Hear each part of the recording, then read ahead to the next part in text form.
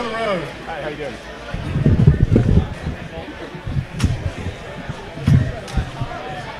Please have your seat. And we'll start with our opening prayer with our Harris County Republican Party chaplain, Ms. Beverly Ferguson. Please take a seat, everybody. Grab your pizza.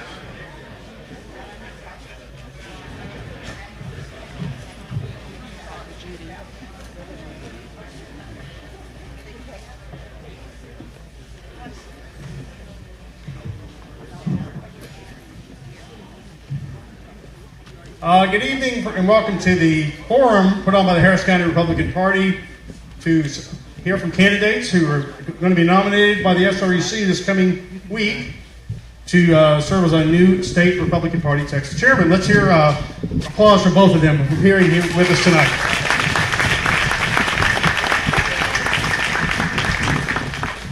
I'm Paul Simpson, Harris County Republican Party chair, and with me moderating tonight is the Texas Federation of Republican Women President, Theresa Kosmoski. Thank you very much. And to get us started, I ask our chaplain, Beverly Ferguson, to come give us one of her rousing prayers.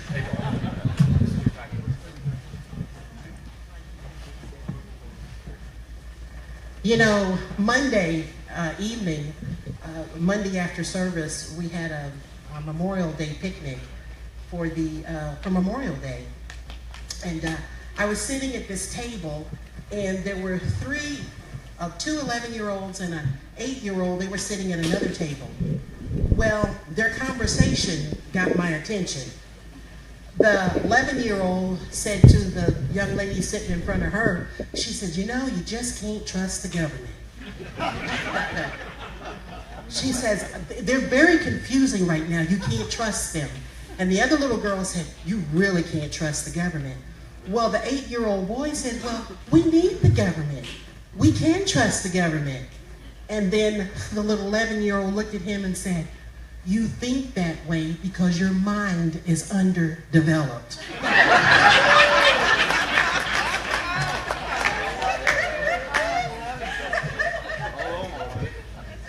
And so I say that we're here tonight to hear our candidates because some of us, our minds might just be underdeveloped. Let us pray. Why don't you stand with me and let's pray. Lord, first of all, we acknowledge your greatness. You are the sovereign ruler of the universe, and we thank you for the inalienable rights that you have given us because we are your children. You have allowed us to govern ourselves, to have life, liberty, and to pursue happiness. You have given us this great country and this great state of Texas. Thank you. Help us to conduct ourselves in a manner that is fitting of being your children. Oh God, help us to control passions and to be the ladies and gentlemen that reflect your image in this world, that we would be a light to the nations. Let your kingdom come and your will be done in earth as it is in heaven. Lord, we thank you also for Tom Meckler's service as our chairman. Please bless him for the time he has given us, our party, and this state and country.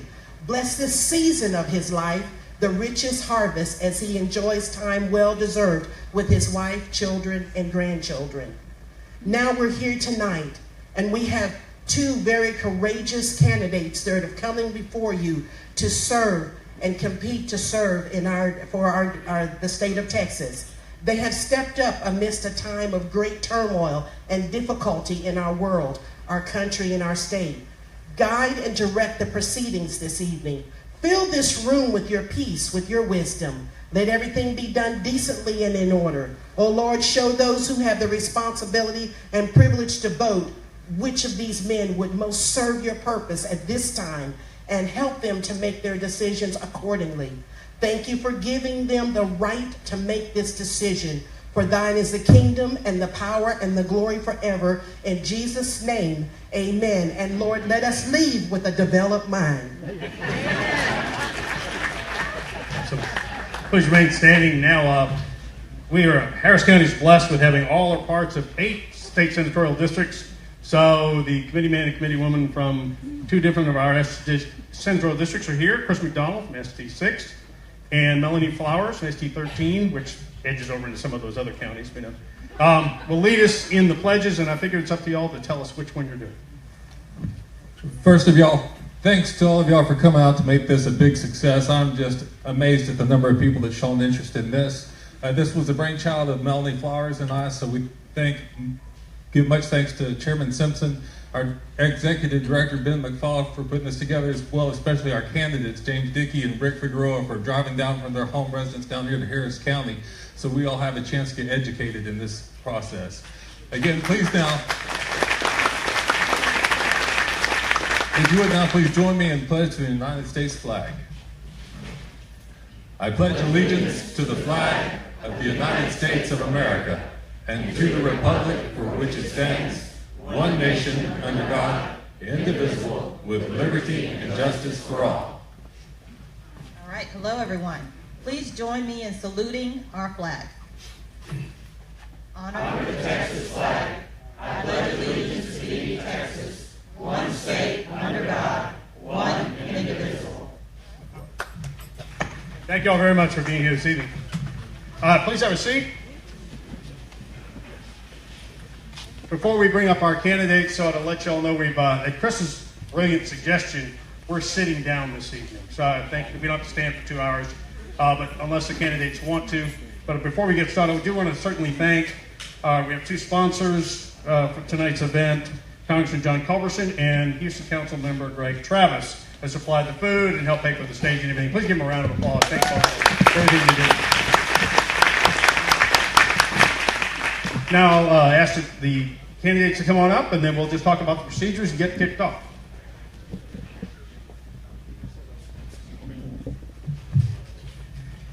They were able to agree which chairs they were going to sit in. No fisticuffs. Have a seat. We're going to try to make this as informal as possible. One thing we did do, though, to try to move it along is solicit a lot of advanced questions. SREC members and others particularly have given us a lot of questions they have, because you all know the State Republican Executive Committee will actually be selecting the next state chair to serve until the next convention. So it's really their job to vote, but it's obviously everybody has a great interest in this. And Theresa was kind enough to join me. We represent sort of two constituencies that don't get the vote. Precinct chairs, county chairs, and the Republican women. But we also work with the state party on a regular basis and have a great interest in who the state chair is. So appreciate her being up here as well. We're hopefully going to be able to handle this. Two brains are better than one, easily. And certainly, in your case, a full brain and my half brain. So the other thing is, rather than questions being shouted out from the audience, we will, as moderators, co-moderators, ask the questions. So we've had questions submitted in advance, and we have questions. I think we have note cards back there. Ben McFall's holding them up, and there's a big fishbowl. You can put the questions in, or we'll bring them up, and we'll try our best to sort of fit them into the questioning as it goes along. So if you have a question now, Ben, what should they get the cards now, or you'll bring them to them? If you haven't gotten a chance to write down a question, Brent will bring you a card. Feel free to submit one later, and we'll try to get to them all. I have a feeling we're not going to answer or ask every question. It's just going to be a lot of them. So I'm sure the candidates will be around for some time to answer your questions later as well. Let me lay out the basic goal. There's a very subtle timepiece behind us, which ought to be a warning, and I believe they're also going to give us some kind of beep at about 20 seconds. So here's the procedure. We did have a time toss beforehand. We verified it was a coin with both heads and tails on it. Rick won the toss. Rick Figueroa won the toss, and so it chose to be candidate B, right? And so James will be candidate A. The way this will work, there'll be a 5-minute opening speech by each candidate, starting with candidate A, James Dickey, and then 5 minutes by Rick Figueroa, up to 5 minutes. Less is always more, by the way, Joe. And then we're getting the questions. They will have 90 seconds to answer each question. We'll start first round. James will be asked to answer first, and then Rick, and then the next question, we'll alternate that. So they alternate who answers the question first. And then at the end, we'll close. The goal is to finish by 8 o'clock. We'll close at about 7:50 with closing statements by both of them. Again, James will be the first one, and then the final closing will be from Rick Figueroa. Did I get that right? Yeah. So the only other option we have these questions ahead of time. Theresa and I will alternate back and forth as moderators.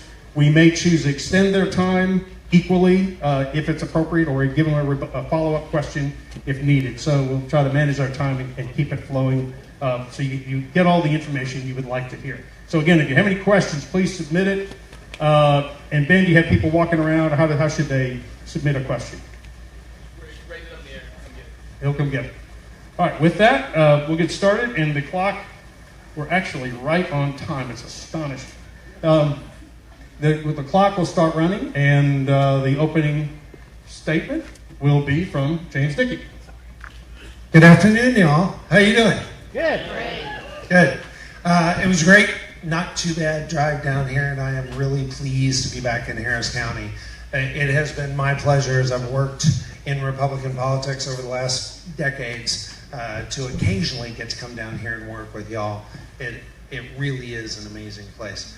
I want to start in the conversations I've had with a bunch of the SRAC members and other folks who I've had the pleasure of talking to, some of whom I've had the honor of having them endorse me for this race. A lot of them have said, we want to know your heart. We want to know where you're coming from. Why do you even want this job? In fact, Steve Municeri said, if you actually do really, really want the job, you probably shouldn't be considered. and I assured him that no, actually, I had tried very hard to convince a couple other people around who are now endorsing me, which I appreciate, and I really am honored by that, but pass that test. When I was 29, my wife and I have been married for 28 years now, and we have 3 beautiful kids, a 23-year-old who just graduated from A&M. Can I get a whoop? A 21-year-old who's actually, she is actually a student in Cardiff in Wales, so I know all about the work you have to go through to be a legal immigrant somewhere else, and that you can do it. And a 13-year-old who's a beautiful girl in 7th grade who lives at home with us still. Well, back when I was 29 and our son was 1 year, actually less than 1 year old, I was really honored, really fortunate. I got my first vice presidency at a just amazing company up in Dallas-Fort Worth. And it was a big honor, a big privilege. We had this new baby. We had a new home because we just moved to another side of town because that's where the company was. And I was met the very first week that I was there by the senior vice president over the PAC that the company ran. And she came to me and said, you may not know this, we expect every vice president at the company to donate 1% of their salary to our PAC so that we can use that money with the PAC to influence legislation and help the company. So that makes perfect sense, sounds great. She said, great, and I said, so who do you donate to? And these names may not resonate with you, especially some of the younger ones, but the names were Eddie Bernice Johnson and Martin Frost were the 2 first names out of her life. So think Sheila Jackson Lee. Oh, yeah. Okay? And I went home to my wife that night and I said, sweetheart, I'm very concerned because I cannot in good conscience in any way contribute to this PAC, and I literally do not know if they will fire me if I tell them no. And being the amazing, wonderful, supportive bride that she has always been and still is, she said, after we prayed about it, she said, I'm at peace, go tell her.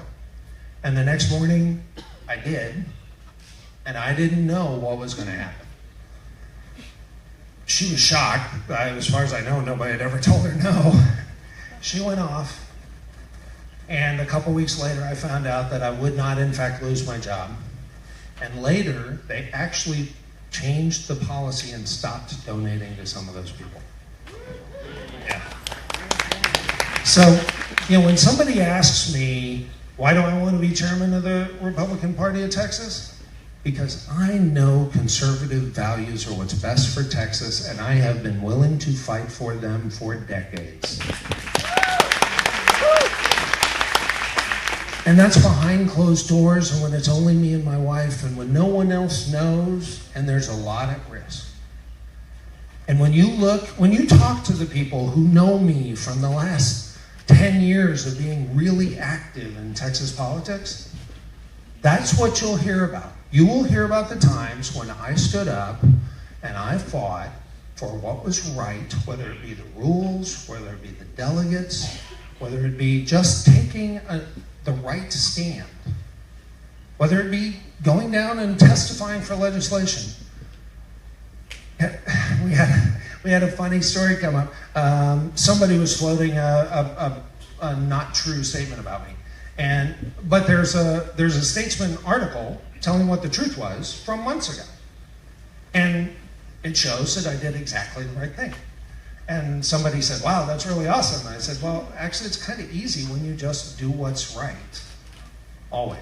All the time. My vision for Texas is a Republican Party that stands up for what's right and defends conservative principles. Please join me.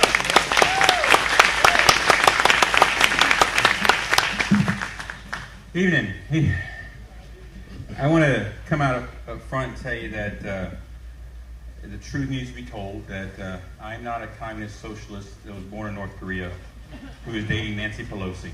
Okay, I just want to let you guys know that, because that seems to be but it's just been exciting. I tell you, the challenges associated with this whole process has been a self-identification process for me, because it kind of gut checks, and it's been exciting. I want to tell you who it is, who I am, and I want you to know that that's the context of why I'm here.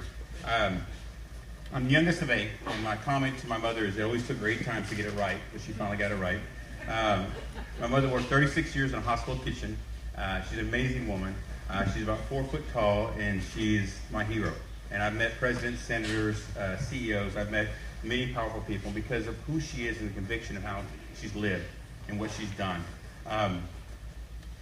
We had rules in our house, and the rules were not complicated because she knew she was raised in an Aggie, and so she made it very simple. She said, listen, rule number 1 is you get your butt out of bed and go to work. Rule number 2 is you don't expect anybody to help you. Rule number 3 is you pray.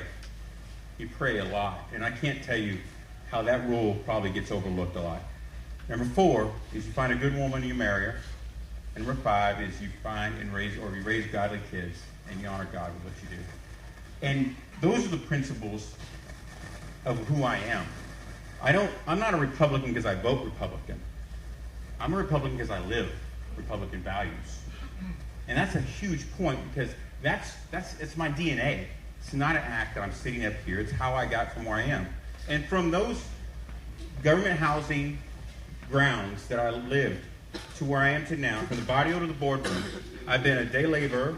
I've been a guy who's worked in an Exxon service station. I've been a graduate from Texas A&M University twice, master's and undergrad. I worked at Arthur Andersen, traveled South America. I worked at a big firm, raised a lot of made great money for clients, and then I got involved in politics. And actually, politics was this. Politics got involved with me when Barack Obama became president. That's what happened. For me, it was about an awakening that 2 things happens, right? I coached Little League football, and if you know anything about Little League football, is they come in with a lot of drama. Coach, my legs broke. Coach, I got a heart attack coming. Coach, right? And there was drama, and I always grab their little shoulder and say, listen, son, I'm going to put you back in that game, and 2 things are going to happen. Either you're going to hit somebody or somebody's going to hit you. Politics, 2 things are going to happen. Either you're going to affect politics or politics is going to affect you. When Barack Obama became president, I decided to affect politics. Governor Perry put me on the Texas Judicial Council. I made a great impact there by creating a shared services approach to how they function. After that, Governor Abbott, no good deed that goes unpunished, put me on the Texas Department of License and Regulation, one of the largest commissions in our state. Right? After that, I ran for committeeman. I lost by a narrow margin, but it was an awakening because the chairman said, Rick, we need you. Engagement matters. Engagement matters. Engagement matters. Help us. And so I've been traveling the state of Texas, giving speeches, talking to people, trying to figure out what is the heartbeat. And in all my travels, I see such great people. And in the vacuum of how the world sees us, which I think is branded by the Democrats, there's such a great servant heart in these leaders. You guys being here today, the servant heart, the sacrificial heart, the people that says, I'm willing to give up my evening to sit here and listen to this good-looking Latino, don't forget that, talk because you care. You want an impact. And that's all my mother ever wanted. She didn't want me to be a CEO. She didn't want me to wear a suit or be in a boardroom. She didn't want me to own a ranch or do all these things. What she wanted to do is make impact. That's what we do here tonight. And we had an opportunity in the state of Texas to lead. We have an opportunity to tell the nation that engagement matters, that conservative principles matter, and that the nation needs to look to Texas because we are what the nation should look like. And the messenger, and I say this clearly, the messenger is just as important as the message. Don't lie to yourself. Every day we get branded. Every day the media impacts us. How we react to it, what we say, and who's delivering matters. I would love, and I'd be honored, to be asked to be your messenger. Thank you.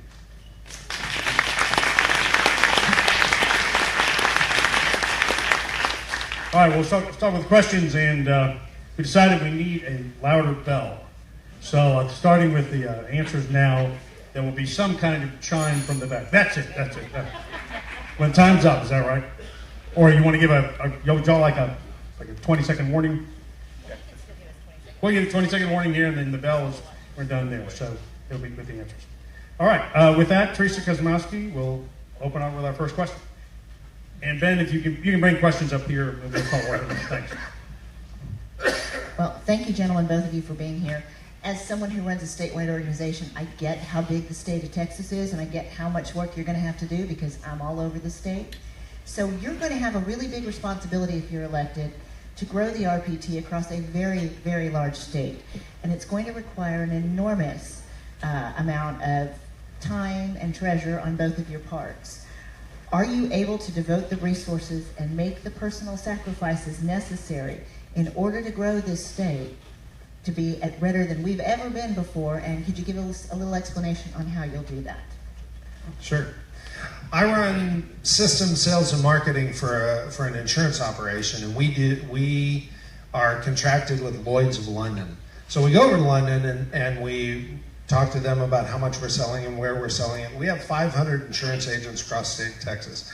And every once in a while, somebody new at Lloyd's of London will say, "Are you sure you don't want to do a bunch more states or anything like that?" And we have a standard deal where we whip out a map of most of Europe covered by the state of Texas. And we say, "No, we're good, thanks." And we have no interest in going international, so Oklahoma is right out. And so I have 500 insurance agents spread across the state of Texas, and part of my job is to go visit them. So it is fairly easy for someone who's moderately organized and has a great staff, and fortunately I fit both of those criteria, to make sure to visit donors and supporters and clubs at the same time I'm visiting agents. I don't think any one person is made for this job. It's a tremendous job. It'll take many shoulders to push this stone. The SRC, the county chairs, the precinct chairs. This is not a one person, one woman, one man job. My efforts would be to choreograph and make sure that we're all plowing the same way. I feel like we haven't done that, and I think that would help a lot in efficiencies. I've staffed up on my team at the office. 3 years ago, my wife and I moved to Brenham, which is the heart of Texas, right? The birthplace of Texas, Washington, right there. And so centrally located, I didn't know at the time that it would be so strategic. So it's a blessing to be able to live an hour from Houston, which I drive every day at 4:30 in the morning, and then to Austin, an hour and a half. Dallas is about 2.5, 3 hours, depending if there's a cop or not. For Chris, I didn't say that, by the way. Wherever he is, I never said that. But you know, to be able to go anywhere is such a pivotal part. But because I'm a face-to-face guy, I think in this day, and let me be clear, I said this at the very beginning, but social media sometimes frames things so incorrectly. So face-to-face time is so critical. And the chairman needs to spend time face-to-face, looking in the eyes of people, and listening more than speaking. I'm a believer in that. And I think that if we don't listen, we have to earn the right to be heard. Nobody really cares how much you know until they know how much you care. That would be my job as chairman. Oh, thank you. This next question, Rick Figueroa will give you the first answer. We've got a series of sort of personal related questions to find out meet the candidate. So combination of open-ended and probably some more direct questions. So this is still sort of open-ended. How does and will your faith inform your political priorities and political decision making? I work for an audience of one. I love you guys, but you're not my audience. I look for an audience of one. That's my Lord and Savior, and that's my reconciliation. I think it's all. I think that this message somehow. I believe that my faith in Christianity has two components. It has truth and grace. If you look at the Old Testament and the New Testament, it's such a big part of how we speak. Always speaking truth. If you only have truth and no grace, all you are is a Pharisee. That's all you are. You're somebody who's legally trying to harden down people, and there's nothing. If you have grace and no truth, you're just a Roman with many gods. I think we have to pair those two up. And I think it's important when we message things, when we message specific things that are hard to swallow for people, we need to have truth and grace. And that's how my faith reconciles to me. I think it's such an important part. But also I think that we're made to make impact. I said that earlier. We're not made to watch TV and yell at Fox News and throw a pillow at it on Sunday mornings. That's not who we are. We're made to get out there and get our uniform dirty, get in the game. And I always tell our kids, if your uniform's clean at the end of the game, you didn't do much. At the end of my life, when I meet my Savior, I want my uniform to be dirty. And I want to say, well done, good and faithful servant. My faith doesn't just inform my politics, it informs all of my life and all of my relationships. We are amazingly blessed to have the living Word of God available to us. And I was saved at a young age, and I had always related to bits and pieces of the Bible, and had memorized verses from 10 years old on. It wasn't really until I started reading the Bible all the way through each year, which I've done for the last 15 years or so, that I really was transformed by a relationship with the living God whose Word is available to all of us every day. I live attempting, with the grace of God, to reflect our Savior's love and grace to all.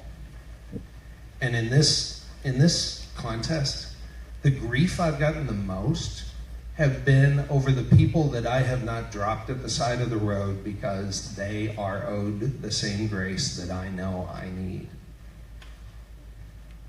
And my faith just requires that I do that. Okay, thank you. We're going to stay on the personal questions for just a minute, gentlemen. And I want a really good, thoughtful answer from both of you on this. What do you feel like are your personal strengths that would make you good at this job? And just as important, what do you think your weaknesses are? And we'll start with you, Mr. Dickey. Wow. Okay, so after talking about all the grace I need, the strengths that I think I have, I have had skills honed over 30 years of being in business, of being able to get the team to identify a clear goal and keep them focused on that goal. It is so much easier to avoid a circular firing squad when we're actually all aimed at the enemy. In Travis County, we've been crystal clear. Our goal in Travis County was to elect more Republicans. Crystal clear, easy to identify, easy to work, and we drove that home every single EEC meeting, every single email signature line I had, every conversation, and we did it in a place where no one would have bet that we could do it. That same kind of focus of growing the Republican Party of Texas, yeah, we're already dominant in the number of offices, but we can and must grow this party. And if we have a laser focus on growing in new communities, growing with new voters that turned out in 2016, growing in new places, we will make a difference, and we will together do the most. And that's the thing that I've learned over my career. Okay, what are my strengths and weaknesses? I think one word, ambassadorship. My lifespan has been a great thing. I believe that God equips you through the history to impact the future. I have the ability, because of my life, which has been a blessing, to be able to walk into a cantina, talk to that guy who just got out the field, and engage with that guy. because he's working hard. I have the ability to walk into a feed store because I own a ranch, tell you what the price of feed is, what a round bale goes for, and what the price of beef's going for, because I'm that guy. I have the ability also to walk in suburbia and deal with the parents who are inundated with property taxes and their kids are social media and bullying that happens and all these, because I've been that parent, I'm that parent. And I have the ability also to walk to a country club, shoot an 84, by the way, drink a scotch, and talk to the guy about the Federal Reserve and all the other. It's amazing because all these are Republicans. And the chairman has to unite that. The state of Texas is too big and too diverse to look at it through a pinhole. That brand is important. South Texas is not Dallas. Austin is not San Antonio. And the opportunity for that is huge. My weakness, I would tell you, is that at the speed by which the grace that God has given us, my wife, she makes it so apparent to me. And just to be in the moment, to be right here. Not to be anxious. Matthew 6:20, not to be anxious, just to be here in the moment. Look at you wonderful people. And to be here and be present. This opportunity, a kid from Bay City, Texas, government housing, is petitioning you guys to be this leader of the Republican Party of Texas. All right, well, thank you. We're still sticking with these sort of personal related questions. There is a lot of overlap in a lot of these areas. Let me try to combine several questions, I guess, but along the same theme of continued dedication to the Republican Party. And start with you, Rick. I guess it's your turn to go first. Right? I remember it. What positions have you held with the Republican Party, and specifically what duties have you executed with the party? And in addition, related to that, have you donated to a political group whose mission is in conflict with the Republican Party? And if so, explain. Okay. So the positions I've had was from birth. I would tell you just the Republican lifestyle that I lived. I don't think there's a blood test. I think it's the way you live and the beliefs that you have. I've had the fortune to work under Chairman Gibson in Fort Bend and with engagement, and we worked many hours. I've had the privilege of working with Chairman Koenig in Austin County and with engagement. I'm a precinct chair. I'm chairing the finance team, or the finance for the county. And I worked with Chairman Meckler on engagement for the last 16 months. I have been at the RNC meetings, and now I'm being asked by Edith George, who's head of engagement at the RNC, who's coming to Texas. The RNC is sending somebody to Texas to see how we engage and what we do. All right, and so I've been asked also by the now President of the United States, but then candidate, to invited to his office and to sit on his advisory council during the election and to speak on CNN, MSNBC. Now, if you don't think that's a fire by baptism, you don't want CNN to defend that situation. That's a heck of a situation. But it was a blessing. It was a great blessing, and I had to borrow a tie, by the way. I never wore it to work. I had to borrow a tie during that day, and so it was But all these are part of the collage. But let me be clear here. Impact trumps experience. Experience means I can be an office furniture who's been in the office for a long time. Where I go, I make impact. Yeah, I think Rick's right. I think impact is critically important. That's why I was very proud that when I was first the precinct chair, I helped turn out, by block walking my entire precinct, I turned out my precinct as the only precinct where Ted Cruz won in the primary against David Dewhurst in my whole part of Travis County, because Travis County was more establishment. That's why I think it important that as county chair, that I wasn't just county chair, I was county chair who had the most successful fundraiser in 15 years, and the county chair who managed to be the only county chair in a top 5 county who did not lose a single Republican partisan position.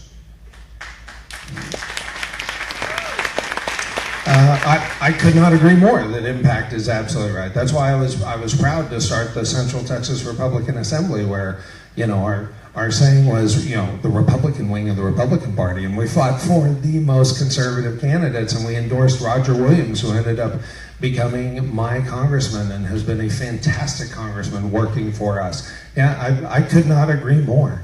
Impact is what matters. And I am very, very proud to have had a role as a delegate. I wasn't just a delegate, but I was a delegate who negotiated with Steve Munisteri and the RNC. And 3 months later, the RNC agreed to come out with a study commission to study changes to the primary process, so it's more likely we'll end up with a conservative Republican nominee. All right, one quick follow-up, and I'll give you each 30 seconds on this.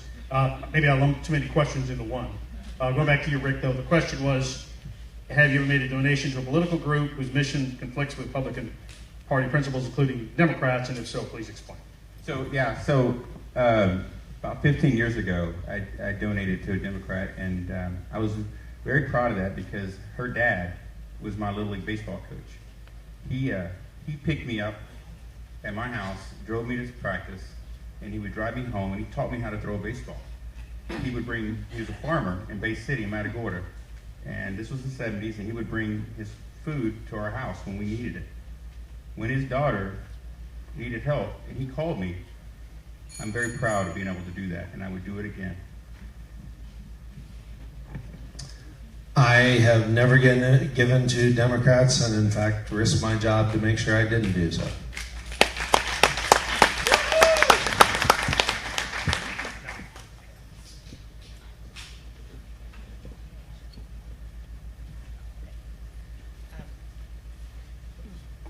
Sorry, microphone went off.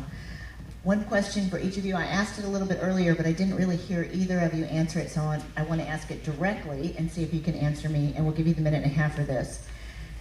Tell me how, with your busy lives, and you both are very accomplished men, how you will have time to do the job. We know that Tom Meckler had to resign his position in large part because of the time demands.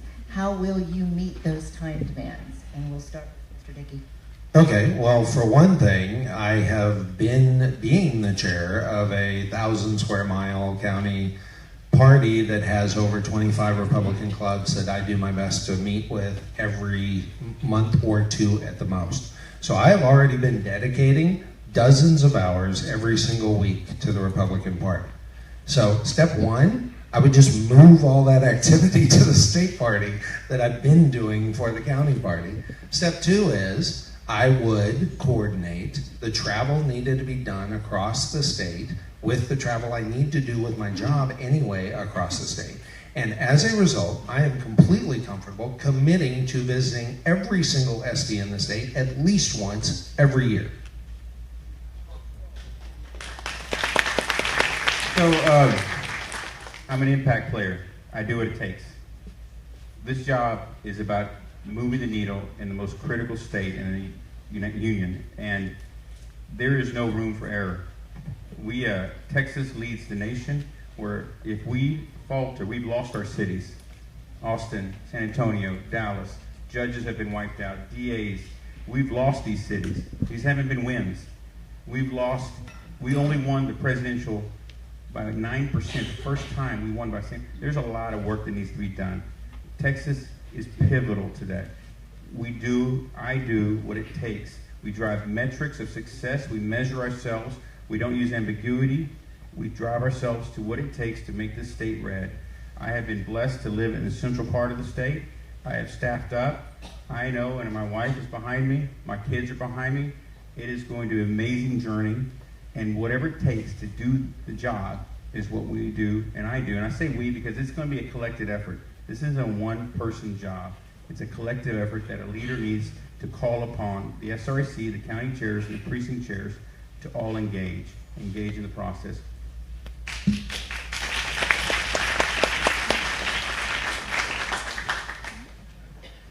One other question is fairly open-ended. We'll just sort of wing this one. At this stage, we're particularly talking about personal background and your own experience.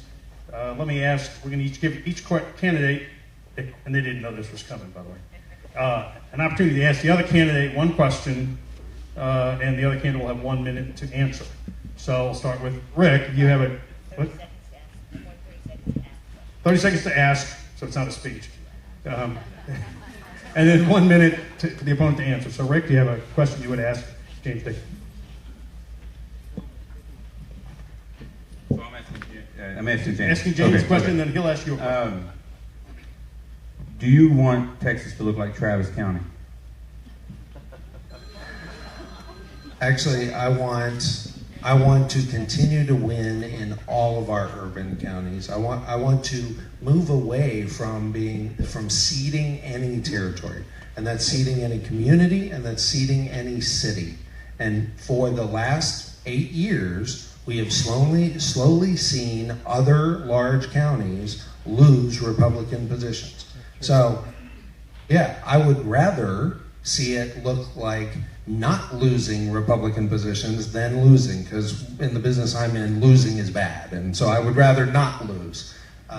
And I would rather have all of our people focused completely on working together with everyone we can, every chance we can, both on partisan and nonpartisan races, because that's where we have been able to completely avoid the massive negative impact of straight ticket voting and other issues in urban areas.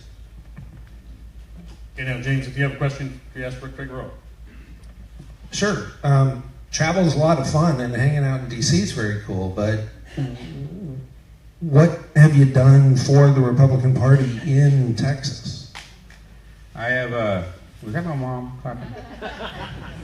I have been to Midland, Amarillo, Lubbock, San Antonio, Austin, Laredo, Eagle Pass, Carrizo Springs, Belleville, Houston, Clear Lake. I have been to every major metropolitan city. We have done a great job with listening tour, of engaging, sitting down. I've been to every listening tour that we've had, which I think is important because people respond to the fact that they're being listened to, not being told something. And when we tell them, your viewpoint's important, and the only one I missed was Corpus, and because as a candidate, it would be unfair to me to be there, but I've been to every one of them, so I feel very confident in my record.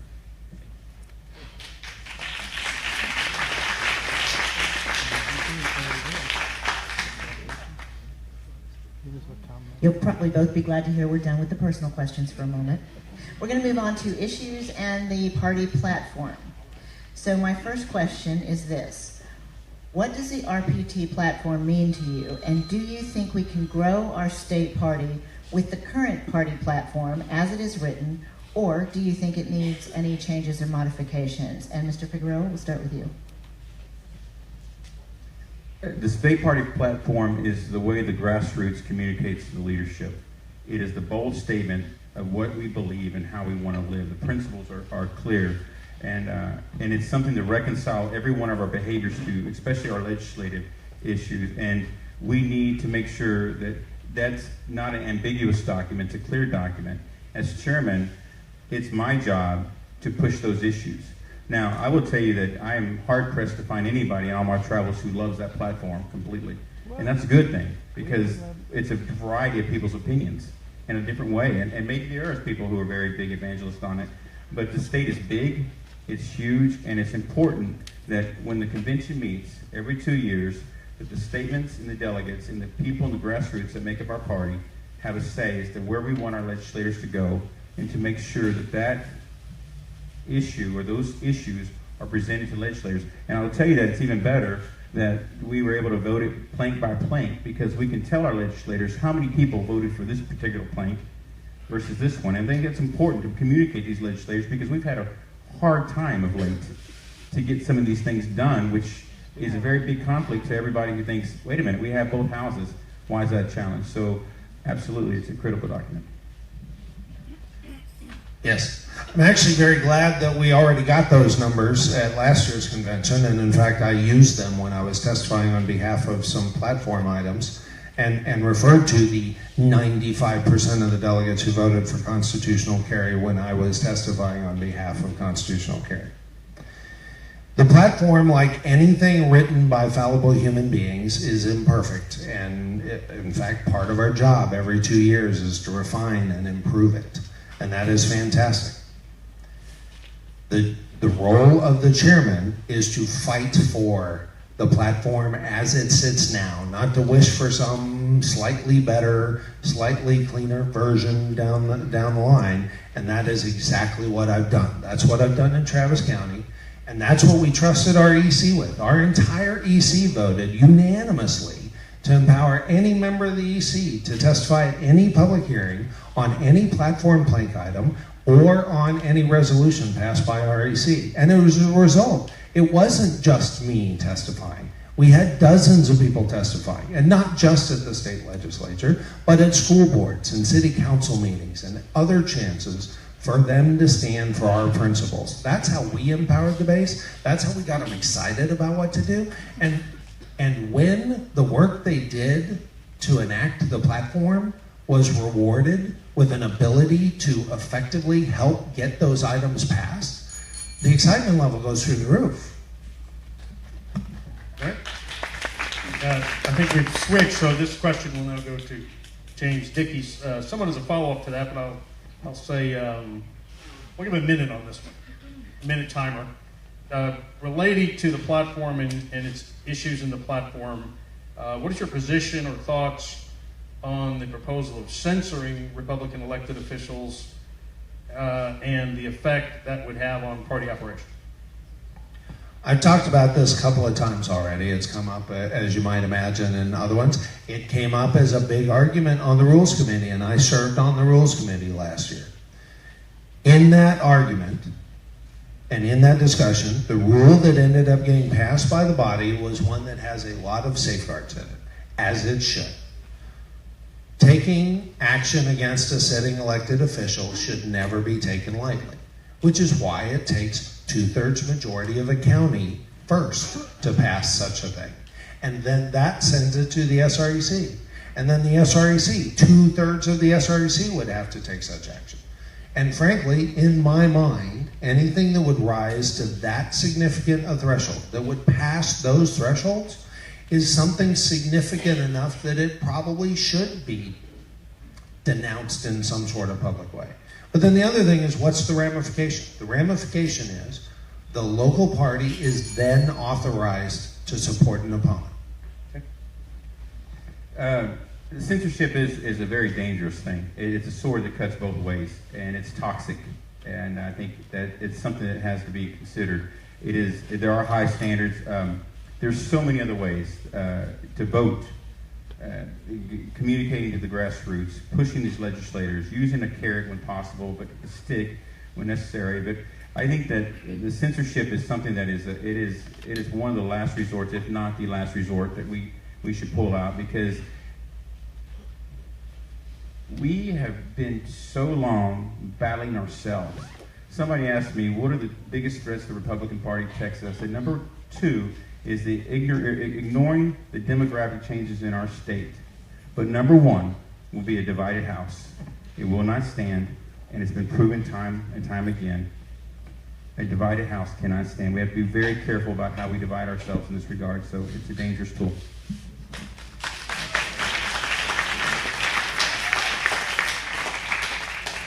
Sort of to follow along that line of the will of delegates and the will of voters, what are your thoughts about the Free the Delegates movement that occurred after the convention? And we'll start with you, Mr. Figueroa. So I was there, and it was contentious. I had broken up a fight. I think a couple of people watched me between a Cruz and a Trump supporter, and it was, these cameras were all around us, and it was a horrible thing. They had cowboy hats, Texas shirts, and they're just yelling at each other, and it was one of those situations where it was horrible. And it was about this whole Trump Cruz thing, and I walked in and I looked at both men. I said, you're better than this. This isn't who we are. The world watches, and we are not exemplifying what you were sent here to do as a delegate. And within a 5-minute period, we were praying. We reconciled it. And the statement that the young man said was, today, good trumped evil. There are rules. I don't like the way the results come out a lot of times. I don't like the results that my house sometimes have. But rules are rules. And when they are followed and the results come out, as a leader, it is imperative that you don't move the rules. It's disingenuous at best, and at worst, it undermines the whole authority of the system. And it ends up creating cynicism and chaos. And we are not a party of chaos or cynicism. We're a party of truth and principles. So we have to stick by the rules. Sometimes they work for us, sometimes they work against us, but make no mistake about it, we have to follow rules, and there is no room for error.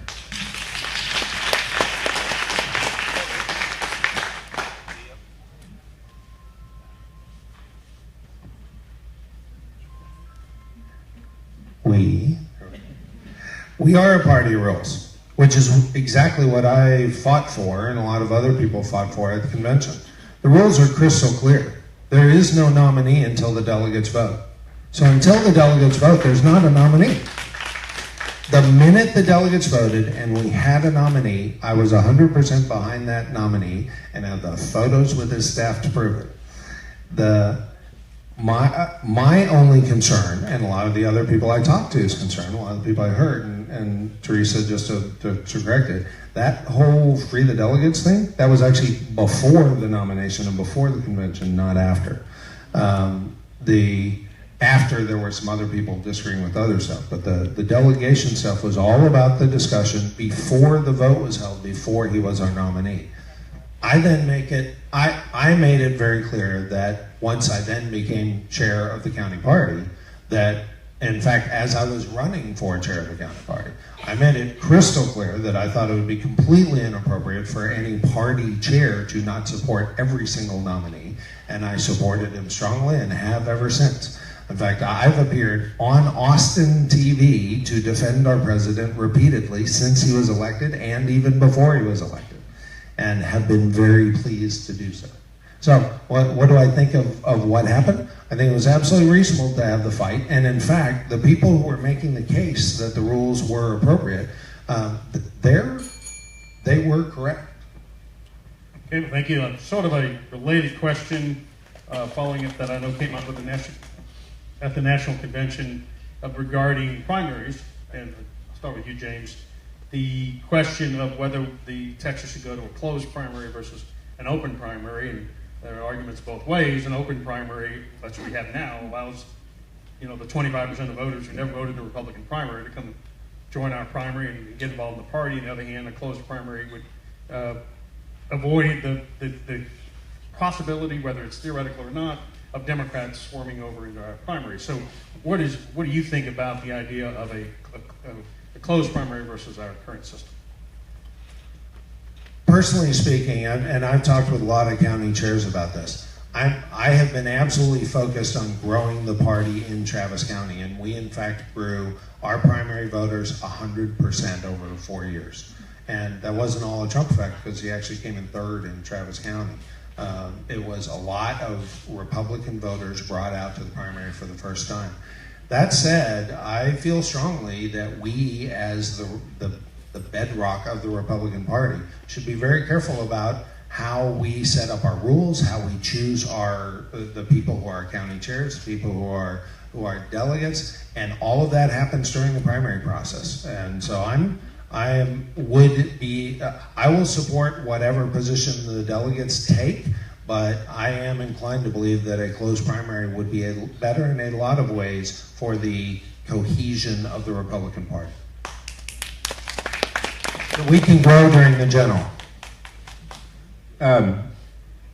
President Trump brought over 1 million new voters who never voted in a primary before to the Republican primary. We have a word injected here. Huge opportunity here. We have to nurture them. We have to welcome them. We have to embrace them. We have to guide them. Our process sometimes can be cumbersome and confusing. And it's important that the Republican Party is true to itself and is open. Now, we can debate whether you want to close, and I would be more than happy to fall with wherever the delegates choose. But make no mistake about it, the opportunity that was given to us this last presidential election is going to be one that we were going to either take advantage of, and the harvest is going to be available, or it's not, and we're going to just let it go by, because they will dissipate just as quickly as they came. And we need to make sure that every one of them, through data, one of the things I would like to do as chairman is hire a data director. This little evil thing called the phone will tell us everything we want to know about people, what they're thinking, what the challenge is. It can be a great machine, it can be a bad machine, but let me tell you something. The evolution of our society is going where data is critical, and we need to grow the party, and it's important to understand where people's concerns are and where their heart is. If we're not growing, we're dying. It's that simple.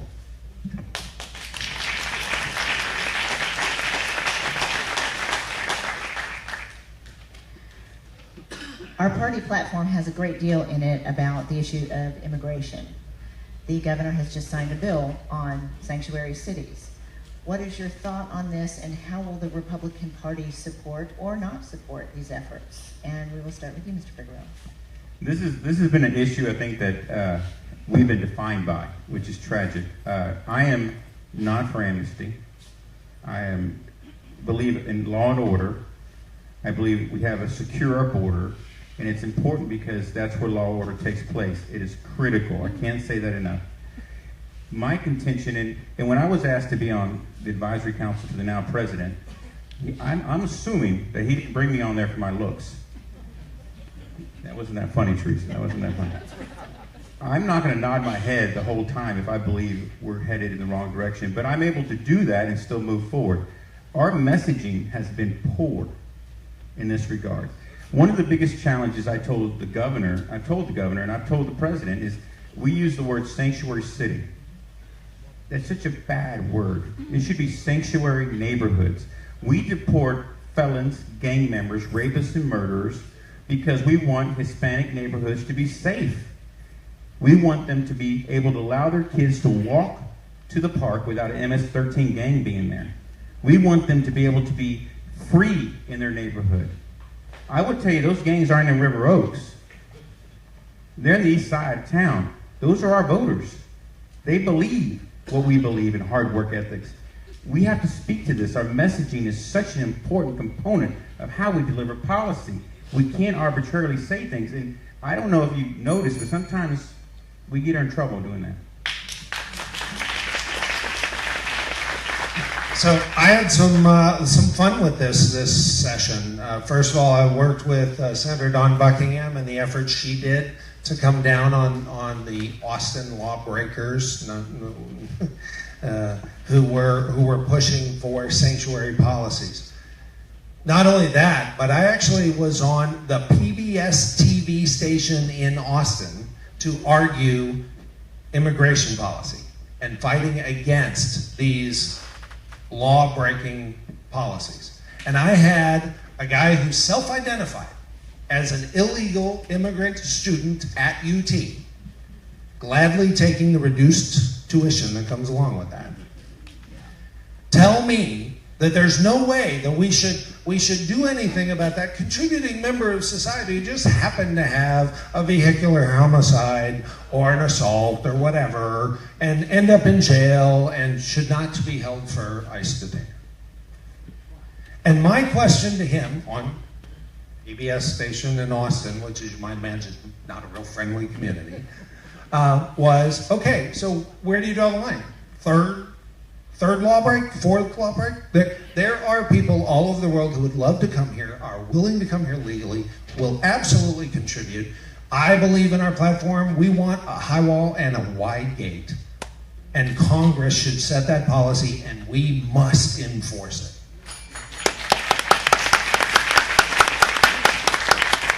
Okay, with that, we've got a lot of questions on issues. There's probably 200 people here and 200 different issues people want to ask about. So I'm probably going to disappoint you rather than asking about each and every issue. Let me ask the candidates this question. I'll start with you, James, and then Rick. Sort of a two-part question. What would you, to you, are the three most important concrete planks of the platform, or principles? And then name one part of the platform you disagree with. Okay, so constitutional carry was the very first one in our legislative issue. It's been there for 2 times in a row. And it is, I put it first because it's foundational. We as Republicans, if we don't stand for our God-given right to defend ourselves without government intrusion and government fees and government licenses, then we are not standing up for the Bill of Rights, and what are we? And then second, sanctuary city, which thankfully that legislation has been taken care of. And third, Third, property tax repeal. There are elderly people who are being pushed out of their homes, and not a one of us in here actually owns our own property, and that is wrong.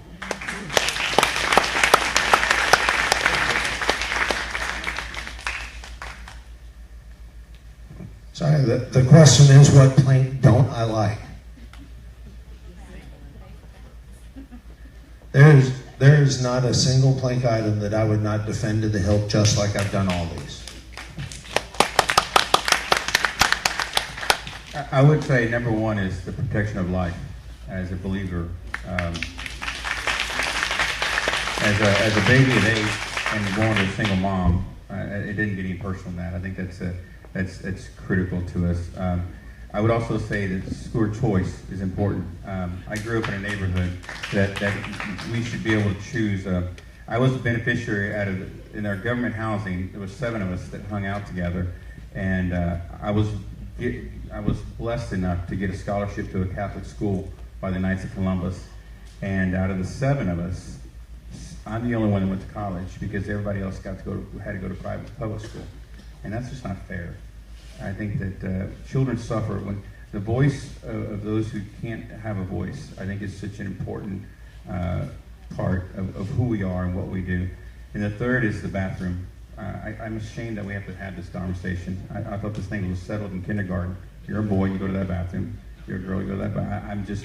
But I have 2 daughters, and it breaks my heart that when I walk into a restaurant or something, I'm looking at the door, wondering, and I think that it's a tragedy that some of the fundamentals in our society are being given just to thrown away, and I think it's embarrassing, and I'm heartbroken by it. So those are probably 3. Oh shoot, I ran out of time. I don't get to knock the platform publicly. Wow. I would tell you that, all those planks I think have good intent. I tell you that I think that our platform's long. I would probably say that we'd like to be more concise, and I would like to make sure the messaging would change so that people would see grace and truth in our platform. Not just truth, and I believe there's truth in our platform, but there's grace in our messaging. Point in case, when we talk about pro-life, why aren't we talking about adoption? All right, we just wanted to know what the one platform was. Well, I would add that component, the adoption component, to the pro-life component, that we're passionate about adoption, and it's not there, and I would make sure that would be there. I think it's fairness to give you 30 seconds to respond, if you want to. You don't have to. I would clarify that the biggest platform the biggest plank in the platform on life is the abolition of abortion. That is what needs to be done. Thank you. All right, well, we're going to move off of the platform and issues, and we're now going to move into questions about party operations, funding, and growth. We'll start with you, Mr. Figueroa. The first question is going to be about fundraising. Fundraising is very important. It's a big component of the job. It needs to be done to take care of the RPT budget. What will you do to fundraise, and can you give us experience on how you have fundraised large amounts like we would need in whatever it is you do now? I would tell you that my fundraising began 20 years ago in the wealth management business. When you engage in wealthy people, and we'll talk about, there's 2 components to fundraising: the grassroots, which is the grassroots club, and then the big donors. And sometimes the big donors get vilified, and I want to make sure that we honor them. But I would tell you that 20 years ago, when I started in the wealth management business, one of the best things you can understand is that fundraising is relational. It's not a math game, it's a relational game. It's about being able to honestly look into people's eyes and tell them your passion and commitment and the integrity. I managed close to $300 million of people's life savings, their kids' college funds, their treasure that they've kept and protected. And to be a good steward of that, to be accountable of that transcends to when you're asking a big donor to hand a check over for $100,000 and say, hey, we're going to give this to the party, and you're going to get a great return on your money because we're going to move the needle on these things. We're going to impact change. We're going to make sure Texas stays red. We want to make sure that's accountable. I've been in 4 major donor meetings across the state. They love our pitch, and we've always, and we're beginning, I don't have enough time here, but we've always driven, when they donate, that we're driving to metrics, measurements, very independent measurements of why we're needing their money. What is the return on that investment? And that's so critical. And so all 4 of them have been extremely well received. So across my 30-year career, I have raised money for a lot of things, including millions of dollars for the 3 companies that I co-founded. And there is a very different conversation in every one about investment and donation. The conversations where someone's investing for a business purpose, it's all about protecting them from loss and making sure that they have a chance at gain. The conversations when I've been a president or officer for a charity, the conversation is always about the mission and the tax deduction and the appropriateness of both, and of course the managing of that money very well. In the political conversation, it's a very different one because there's no tax deduction, there's no chance at economic gain back. There is only the ability to get the donor to buy into the vision. And I have been able to successfully do that while pitching, competing as Republicans in Travis County, and successfully done so for hundreds of thousands of dollars. I can't wait to be pitching the Republican Party of Texas to donors across Texas. It absolutely, it is an organization and a mission, especially once we get together and they know that we'll be standing for what we believe in and we'll be fighting for what we believe in and not fighting each other. Straightforward sale. All right, this question's again back to James, still related to the fundraising financing. As somebody who discovers that it's about half the job, if not more. And yet it's probably only, we got one question about it. So let me just elaborate a little more on the fundraising financing side. Do you know, there'd be some, this isn't a trick question, to see what your knowledge about it is, what the state party's current budget is, and or has it been over the last year or so? What do you realistically think it will be with you as chair, and what would you spend it on? What are your spending priorities? So I've heard multiple conflicting numbers, which in and of itself is a problem. As a public entity and a public trust, we should absolutely be transparent in our reporting, and not just the reporting that's required by law. We should follow what I do in my county. Every single member of the executive committee has unlimited access to our entire budget, spending, and tracking on a regular basis. Unlimited. We should be doing the same thing at the RPT. There should be no question about how much money we have, what it's being spent on, and why it's being spent there. The best estimates that I have seen are about $150,000 a month as the standard overhead number, and that a big portion of that is in fact devoted to overhead. There's a lot of details that need to be dug in there, and as chair, I mean, this is what I've done every time I've gone into a new corporation, looked at the budget, seen where the issues are, seen where the opportunities are, worked with the team to figure out the best strategy for meeting the goals moving forward. But number one, we need to improve transparency and accountability. First, I would tell you that it's $1 million state budget to run the primaries and to do the job that we need to do. That's the standard. And the second is we're asking for, and I have been in the last donors, to increase that to $500,000 to do full-blown engagement. And the essence of that is to where we go and we find and we engage millennials, Hispanics, African Americans, where we're trying to grow the party and to brand the party better than what's been branded. So the wish list is about $500,000 more than that. The ultimate wish list would be about $2.1 million in totality, where we could be a game changer. The RNC, again, is just going to come to Texas and look at what we're doing. We're fighting over pennies while dollars are flying out the door. I cannot tell you how critical that is. Our staff needs resources. I think they do an amazing job. They're not in it for the money. They're not in it for the money. None of them are.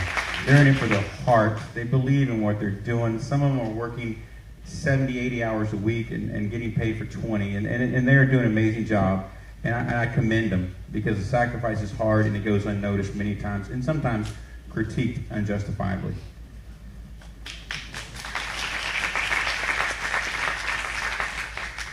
I understand, as someone who runs a statewide organization, that when you first take over, what you want to do is build on the successes of your predecessors, but then there's always something you feel very strongly needs to be addressed and needs to be your primary focus.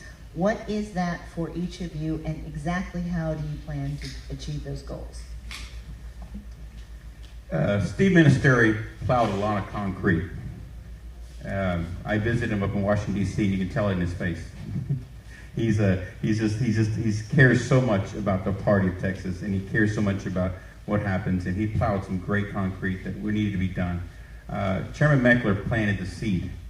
He planted the seed of engagement. He planted a lot of seeds. As chairman, my job would begin the harvest. We are behind the 8 ball in that harvest. And let me just, like anything else, the harvest is bountiful, the harvesters are few. So to begin to get everybody to row the right direction would be key and essential to that. And we have to really be mindful of the fact that if we don't move, time doesn't stop. It is imperative that we have noticed that the state is changing, the way we communicate changes, how we relate to each other changes, and we have to be constantly aware of those mechanisms that are going to be able to basically make people aware that their conservative principles are who we are. The famous saying is, Reagan says, and this is for the Hispanics, but he says, and I think it's for a lot, Hispanics are Republicans, they just don't know it. Reagan was wrong. Republicans are Hispanic, they don't know it. That's the message. Okay. So I have learned a long time ago that the number one thing you have to do before you do anything else, before you start shooting, you do actually need to know where to aim. And so the absolute first priority would be to get with the SREC, and instead of waste time, that precious few hours that they have in those quarterly meetings and the time in between those meetings, instead of wasting that time arguing over minor differences in detail and rule, instead be working on strategy and decide what our shared goals are. That's what we need the SREC to be doing. As the state board, the board should be setting policy and strategy. And I would work with them to do that. Because only then, only when you know where you're going and why you want to get there, can you then make sure that you got everybody rowing in the right direction, right? If you don't know where you're going, any road will take you there. And so we could start a lot of activity that wouldn't be the best. And I can't wait to have that discussion with the SREC. And then have the resulting discussions with the staff. Okay, here's where we're going, and therefore here are the skills we need. Here's the data we need. Here's the tools we need. Here are the things we need to be feeding to the county chairs. Here's the things we need to have ready for the precinct chairs. We can only do that when we have a clear goal, strategy set, and the SREC, that's what their mission should be and has been and can be with some coordinated effort. I can't wait. Following up on the party operations, I'll start with James. Getting a little more concrete, as of this Saturday, presumably one of you will be our new state party chair. Come Monday, you'll be in the office with staff. And the first question will be, do you continue the current organization? I don't want to put the fear of God in the staff members, but we've got 3 of them here in Harris County. I'm sure RW is very interested in this question. But unfortunately, we have 3 RPT engagement staffers based out here in Harris County. They do a great job, but they've got a whole state to cover. Yep. But Harris County really is cleaned up for them. But seriously, they're going to want to know, and everyone will know, you're going to, and this question to both of you, would you continue with the current staff? Would you make some changes or change the structure? Yep. And related to that, would you shift functions that maybe staff performs and put it outside into consultants at all? I had a great conversation with a couple of staff members over the last couple of days, and I look forward to speaking to some others. But in that conversation, I heard that they had heard secondhand that if I won, they'd all be out on a job the next, day one. And I couldn't stop. I felt terrible that they were concerned about that, but I couldn't help but laugh, because in no world would I think a brilliant idea for succeeding would be to show up and have no help on day 2. And I couldn't imagine who thought anyone would believe that I would think that that was a great idea. So again, back to it's not rocket science. It's very simple. You figure out the goal, then you figure out what you need to make the goal, then you figure out which people can help you get there. And that's a meaningful conversation with every member of the staff. And I have been thrilled in my past experience when I've been able to find solutions where I had staff that they were just in the wrong spot. That fit was just not right with their talents and their God-given blessings. And once we came up with a clear plan for what we needed and we identified some new needs, they were able to shift over and shine like they never had before. And that's what I hope for every time I go into a new corporation. And that's all this is. It's an organization that needs clear goal, vision, structure, alignment. That's what we need. So if you go to my website, Rick for Texas, you'll see the 5 points, which is fundraising, legislative issues, right, engagement, the election of officials, and accountability. The vision's already planted. I've casted it out. It's there. And people ask which one's important. They're all important. If you miss one of those, it goes awry. And those are all fun. The staff, I've talked to each of them. They are amazingly excited about this. They're excited about the clarity of the vision that I've documented. I've put it out there. I would tell you that I would look, and I mentioned this earlier about a data director. I think data directors are critical, and we need a data director. Also a legislative liaison. The legislative committee did a great job, but we need to do an autopsy on what we did right, what we did wrong. There's a lot of frustration, so I would like to have somebody who would be able to walk through the minefield of our legislators in the Capitol. So I think those two would be a great add-on, but I've been clear, I've been concise with the staff, and to everyone I've talked to have been excited about it, and so I'm excited about having them on board. And again, I think they do a job that is thankless many times, and so I'm excited about having them.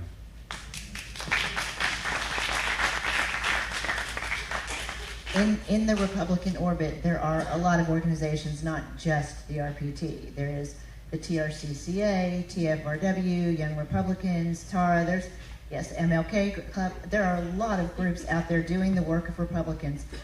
What is your feeling on the importance of these organizations, and what will you do to make sure that everyone is working on the same page and working together to elect Republicans?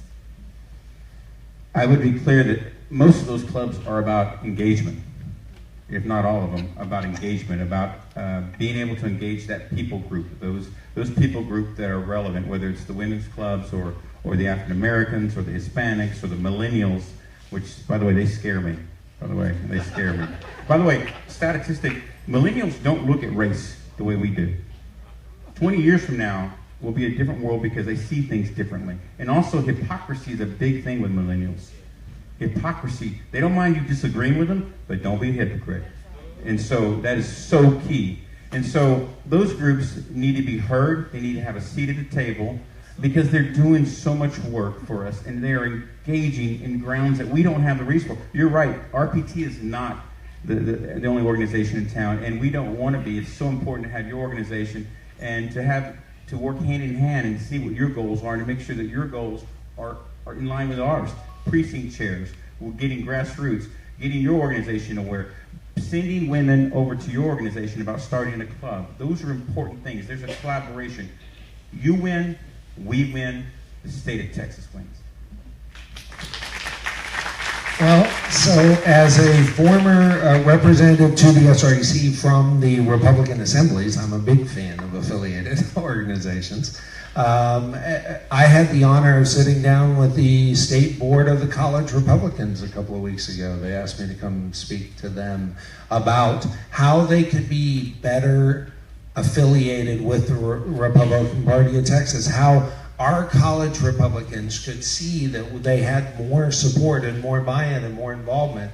And it was all about, our conversation, which was great, was all about engagement, interaction, transparency, making it easy to interact and making it easy for them to take advantage of the many things that we have available. It was a fantastic conversation. I'm a huge fan.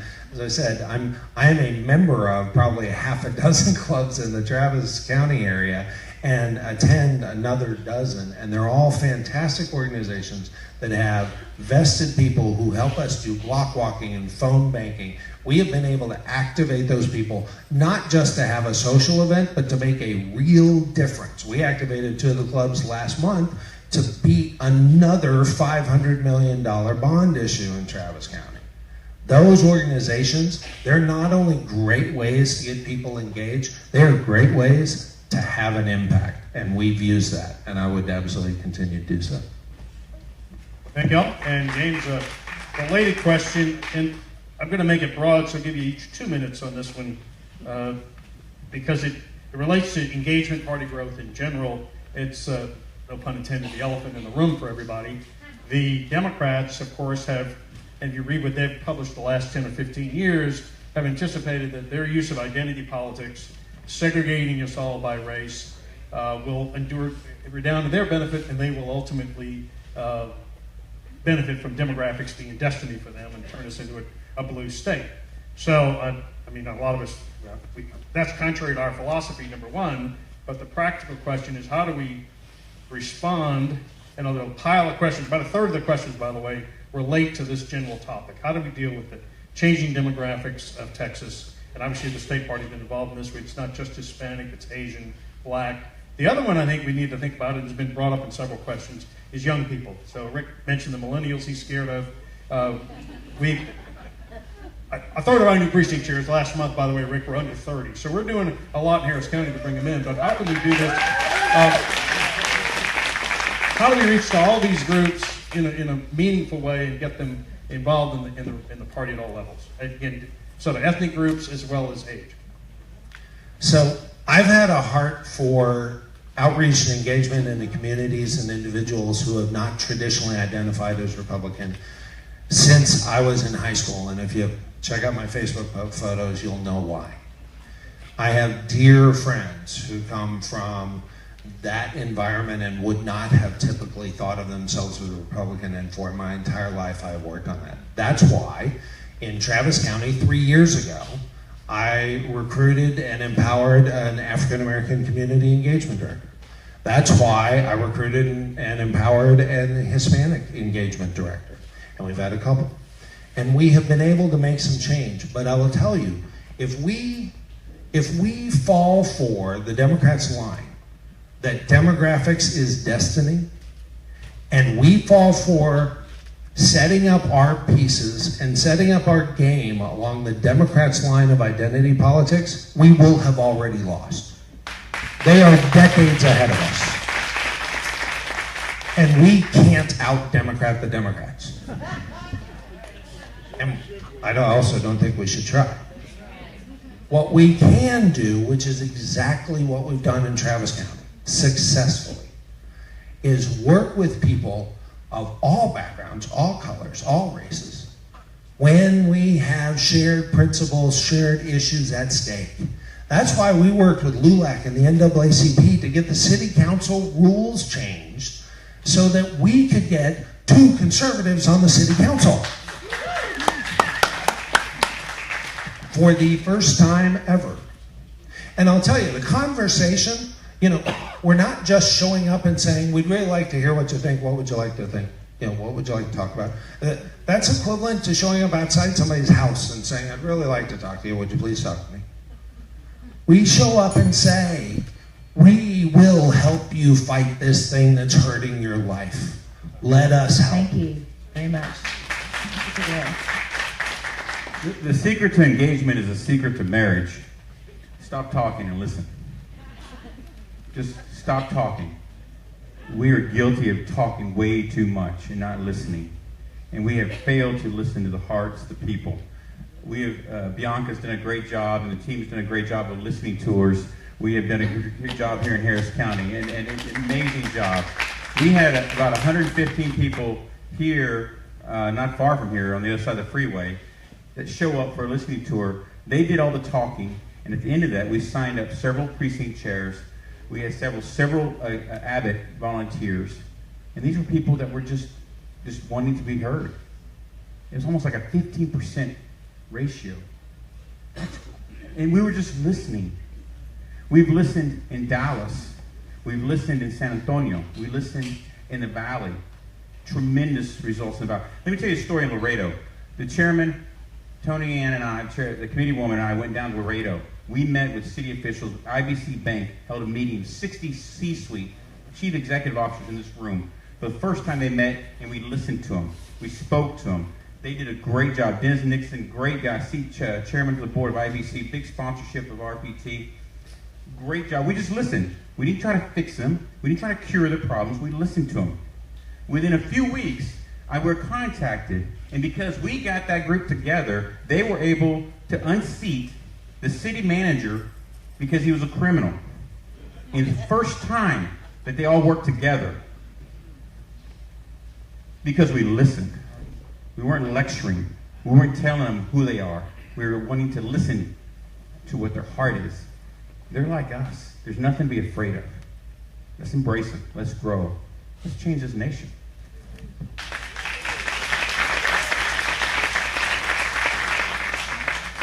I'm going to switch gears a little bit on you and talk about elections for just a second.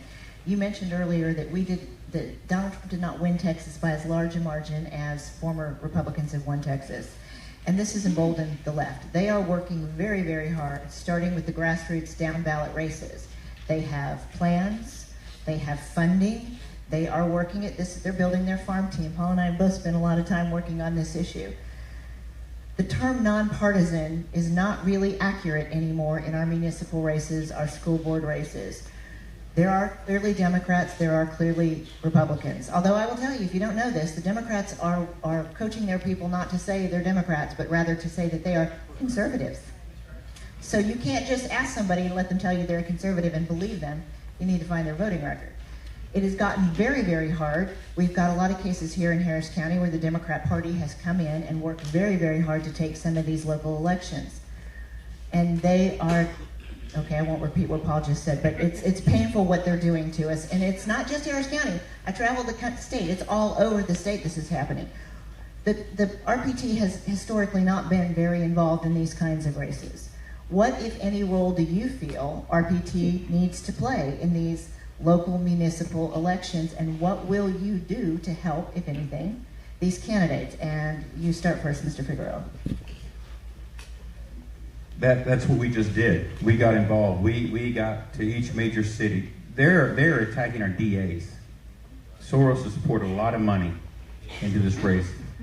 He may be a lot of things, but stupid isn't one of them. He knows the judges. He knows the prosecutorial discretion associated with this. They are systematically dismantling the cities, and we cannot watch this go by. RPT cannot. Before I'm even chairman, I'm in this battle. We're in this battle. The travels from Dallas to San Antonio to Houston to the Valley to Laredo, those were intentional travels.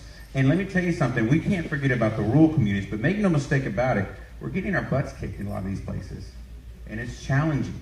And we have to do something. RPT has to get engaged. We have to walk alongside. We're developing a Lone Star program that we just started, which empowers the county chairs and holds them to a metrics, and then also walks alongside of them. So they're independent metrics. And so that we walk with them. What are the things that will keep the county red or turn it red? And we execute those things. We walk. So the mules that will pull this plow will be the county chairs. RPT has a mandate to sit with them and walk with them alongside it. Okay, well, I think what the RPT should do is what Travis County did 3 years ago.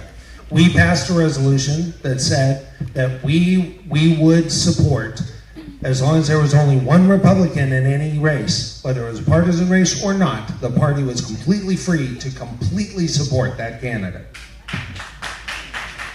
There's an SREC bylaw up Saturday. Mike McCloskey has recommended it. It went out in the call that encourages you all to do exactly the same thing, and I could not encourage you more strongly. We not only supported those candidates, we got our precinct chairs out block walking for them, we raised and donated tens of thousands of dollars to them. And that's how we got conservatives on the Austin City Council and on other city councils and school boards and MUDs, and now we have a farm team growing. We cannot cede these races to the Democrats. We have for too long. We don't naturally think of going into government, but we must. Conservative principles must be protected. Please, SRC members, please vote in favor of that. Continue on the questions of elections. I'll start with you, James. There's a lot of questions here. What will you do, particularly with the challenge we have in a lot of urban counties has been our down ballot candidates. We spent a lot of work in Harris County with the long ballots, and in case anybody doesn't know, assuming the governor signs it and the courts don't throw it out, we'll be rid of straight ticket voting as of 2020, Yay. which is going to be a huge plus for us everywhere. So someone who specifically asked, what can the state party do to help the down ballot candidates? And I'll supplement that with, you have a different situation in some areas where you don't have much of a party, your party's focus is more candidate recruitment. Whereas in other places where you have plenty of Republicans, you have very active primaries. So to what extent do you see the state party's role in the recruitment versus primaries in different places, and then affecting the down ballot races as well? Okay, well, as a down ballot candidate in a race before, I can relate to wanting some help. We believe in decentralization, right? We believe in federalism.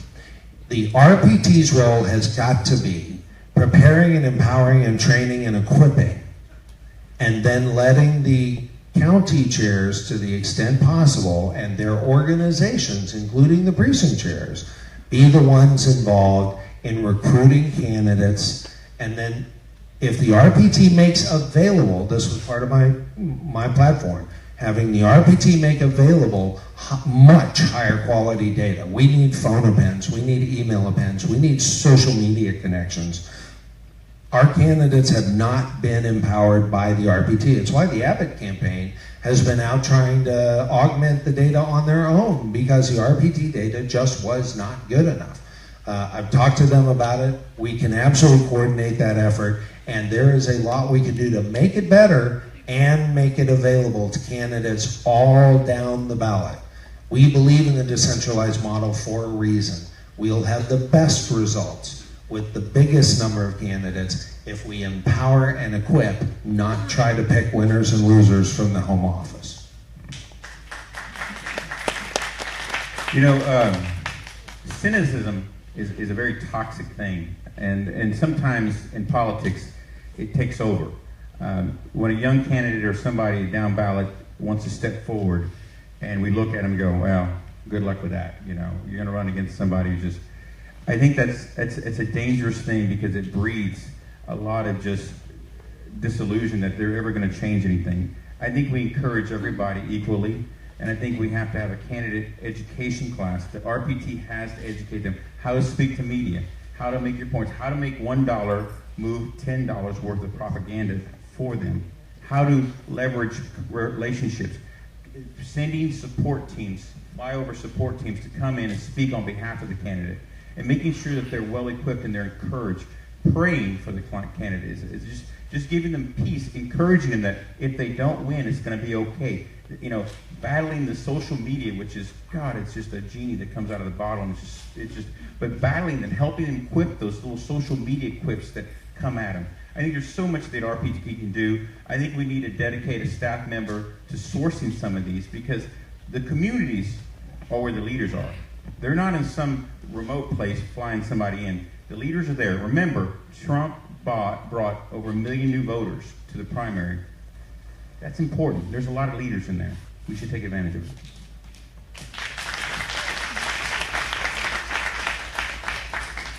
Well, one of you will be leading an SREC meeting soon enough. A question that we have specific to our SREC and how you'll handle things is this. The last several votes in the SREC have shown a lot of division, with the chair breaking ties several times. Please explain the issues as you see it, and how would you have handled these things? It is a divided RSRC, and it is a challenge. It's a challenge for many reasons because there's passion on both sides, and both sides need to be heard. That is such a big part. The parliamentary procedures is that the minority gets heard, the majority rules, and SRC meetings shouldn't be used as a weapon to just delay and delay and delay so that nothing gets done, and it just causes angst. People watch these meetings. These should be recruitment opportunities to see that our party at work, and it's so imperative. Now, a lot of these are legacy battles, and my style would not to be a heavy-handed chairman. It is important that the chairman has to give up some of his personal opinions because he's got to lead the group as a whole. And when those rare moments are that he has to step in or she has to step in, you step in as honest as you can, but also you make sure that these factions are aware that we're all trying to do the same thing. We're all trying to make the state better for conservative causes and principles, and that to make sure that the factions have representation, that they have a voice there, that they're not isolated and walled off, because it brings angst, and that angst is nothing more than just a divided house, and the divided house does not work. So my job as chairman to be not heavy-handed and to make sure that every one of these, and I don't even like the word faction, but everybody who has a different opinion has a seat at the table. Okay, so the issue is fairly straightforward. At the Rules Committee of the State Convention, we talked about the fact that when the SREC has their organizational meeting, it's at the very end of the State Convention. And typically they have very little time to do it. And at that organizational meeting, they adopt a set of bylaws. And normally once you adopt a set of bylaws with majority vote, and then later it's harder to change them so that you're not constantly changing them. But as we talked, when people show up for that first SREC organizational meeting, there's very little time. The meeting goes very quickly.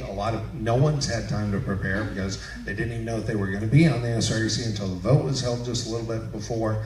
And so we passed a rule that said, okay, even though normally it's much harder later to change the rules, let's make it easier later to change the rules because they won't have time to really work through all that thought process at that first meeting.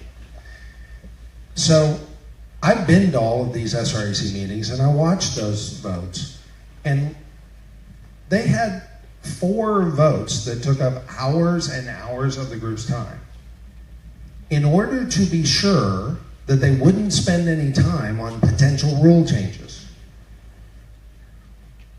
You know, when I grew up, I was taught personal responsibility and I was taught the buck stops with the leader. I think trust, and I exercise this with my own executive committee, trusting the executive committee to not do things that are foolish or counterproductive. It would have been so much better to look at the group and say, it's easy to change rules, please don't waste our time, only if it's meaningful.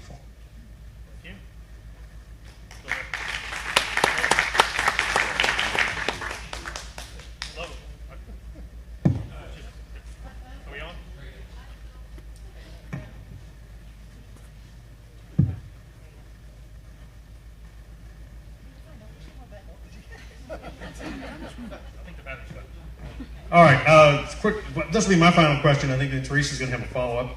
Getting back to the questions I was just talking and being asked about the reality of factions or disagreements, and I think one SREC member put it in quotes: "Once in a blue moon, Republicans are not in complete agreement with each other about organization, policy, or goals." So, what in this particular instance, presumably one of you will be. If no one else gets in the race, one of you will be the chair next Saturday and the other will not be, since only one of you will do it. So what do you plan to do with regard to bringing in getting your opponent involved, as in fact Steve Ministeri did when he won in 2010. He brought in Tom Meckler as state treasurer, party treasurer. In addition, related to that, do you see continuity with regard to the chair's appointments particularly on committees and various other positions within the party?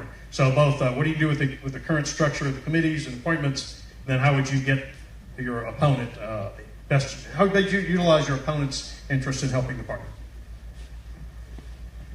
One of the things that's been amazing and encouraging to me as I've participated in this race so far is that I admire everything Rick has done. And everything he has done, he has been able to do while not the chair. And I think it would be admirable and worthwhile for him to continue those outreach efforts and the work with the White House and all the other things he's been doing.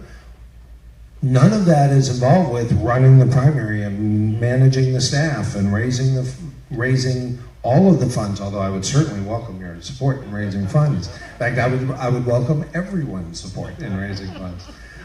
So no,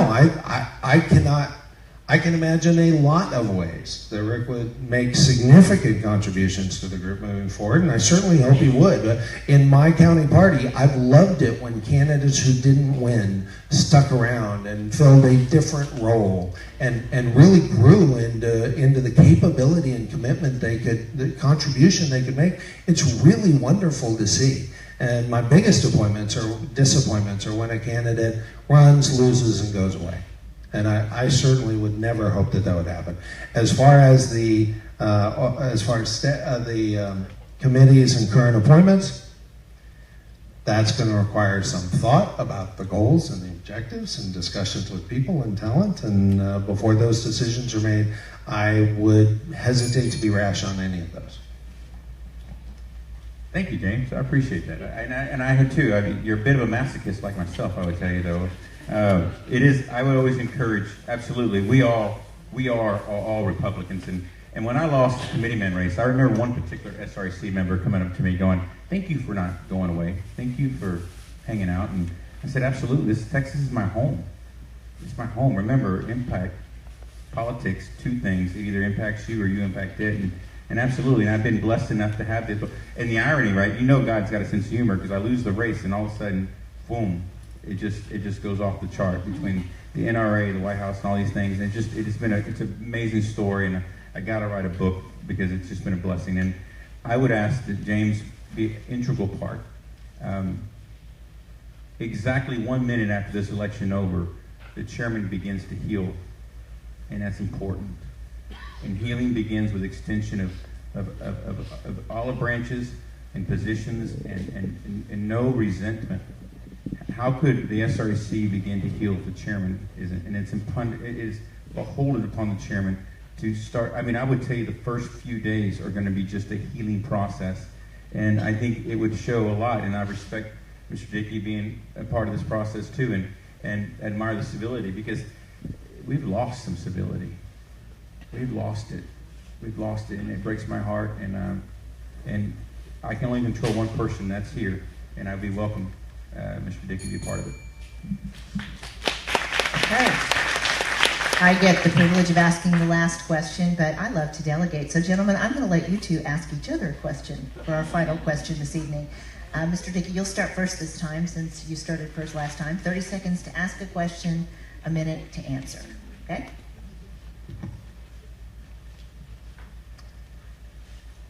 This has been an interesting week for me. How long have you been thinking about running for chair or working on running for chair, and what has been the most surprising part of the actual effort of running for chair for you? I think you said at the beginning, anybody who wants this job should probably have it, and so it's a tough job. When the chairman told me about it, I said, well, good luck, God bless, and I guess we'll see the new chairman. And then my wife looked at me and said, why not you? And I looked at her and said, I thought you loved me. I thought we had a great marriage. And then she took a life insurance policy out on me, so I'm going to really be. And so that was just, and some of the greatest gifts in my life have been the unexpected ones. And that's important because this is one of those. I don't know where it's going to lead, and I'm okay. I'm at peace with it, completely at peace with it. But it's unexpected, and so I have learned a lot about myself. I learned that I'm impatient, that I'm insecure, because some of these things it's tough being up here, right? I mean, it's hard. I learned that I'm passionate. I learned that you're an awesome guy, and I would love to work with you.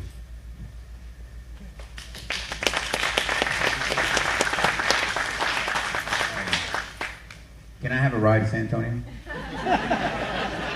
I'm down south. Okay. No, that's not the question. And then Austin, because this is a four-legged tour here. God help us. If either one of us has hair after this, okay, Theresa, just a minute. I'm just talking to my friend here. All right. What's your biggest challenge?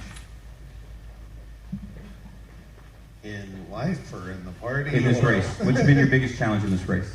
Biggest challenge in this race? Actually, what has been so amazing and humbling, the biggest challenge for me has been keeping up with the incredible group of volunteers who have stepped up to help me win this.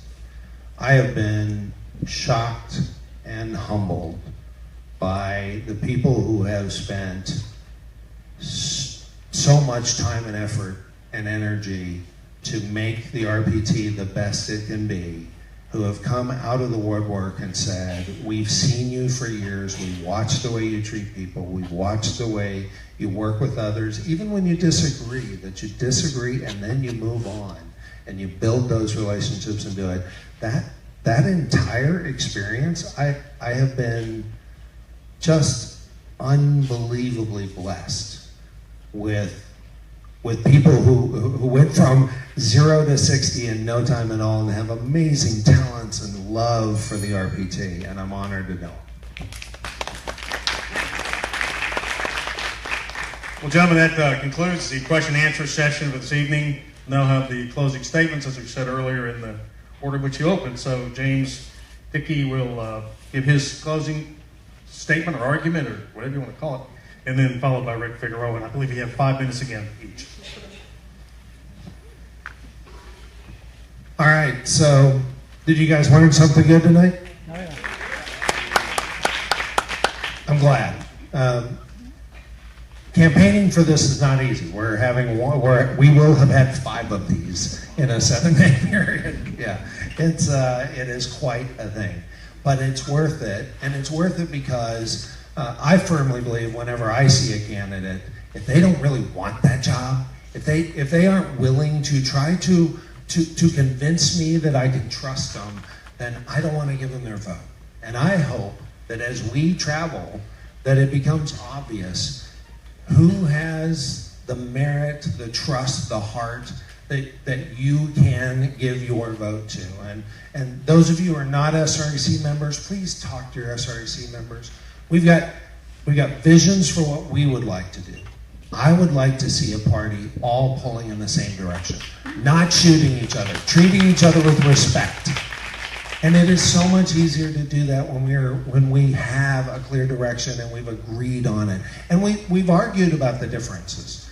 And you can work on that plank item that is so important to you while you work on the other one. And guess what? We believe in decentralized effort. We're going to get more done that way. We're going to empower the base. We're going to provide the resources we need in data, in support, in training. We can make this so that you, the precinct chairs, the county chairs, the candidates, the wannabe candidates, the wannabe staffers, we can make it so you can have the impact that you wanted to have. Those of you who wanted to show up and support bills, we can communicate those bills and their tie to the platform item quickly and efficiently, and you can make a difference. And that's how we grow the Republican Party, because when I say you, I mean everybody. I mean everybody who turned up in 2016. I mean every community. I mean every age group. That's us. That's the Republican Party. That's how we win. God bless Texas, and God bless y'all.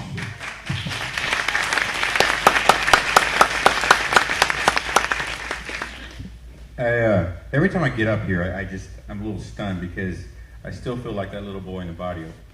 I do. I feel so connected. And then I look up here and I think how great of a statement it is just to be here. So I think that in itself, but I also think that we are in historic times. I think that the civil nature of our society is being ripped apart. Families are being ripped apart. Literally, I've had people who say, I can't go to my cousin's Thanksgiving because he's a Clinton person, or he's a Trump person, or he's a Rubio person, or he's a Cruz person, or whatever. That's wrong. Our nation is bigger than that. Our nation was based on the unity of the body.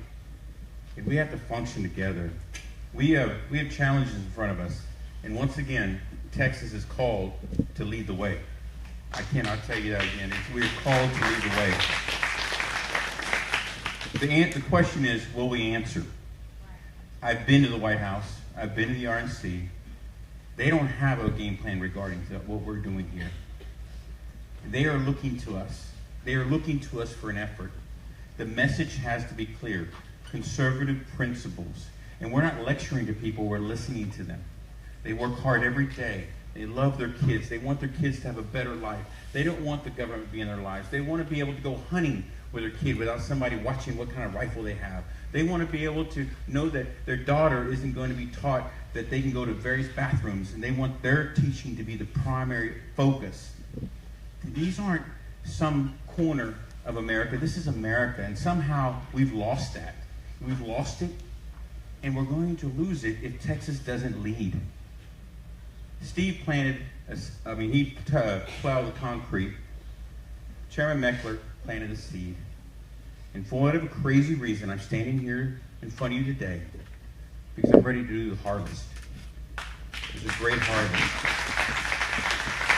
I appreciate each and every one of you. This is an amazing opportunity. The messenger, the message, and the ability to listen, and listen with compassion, all rolled up together, means we succeed. 49 other states are looking to us to lead. The White House is looking for us to lead.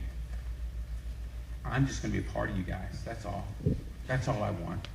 I want to be a part of this monumental effort where people will look back in history and go, this is the year. This is the year of the awakening. This is the year of the revival. This is the year where people went back to some common sense and principles. And this is the year the Republican Party led the way with compassion, love, and truth. That's it. Remember, we got a lot of Aggies. It can't be complicated. God bless you. Thank you. Ladies and gentlemen, please round of applause for both of our candidates. Thank you all the time.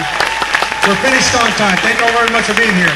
Gentlemen, I'm sure we'll have to have some pictures too.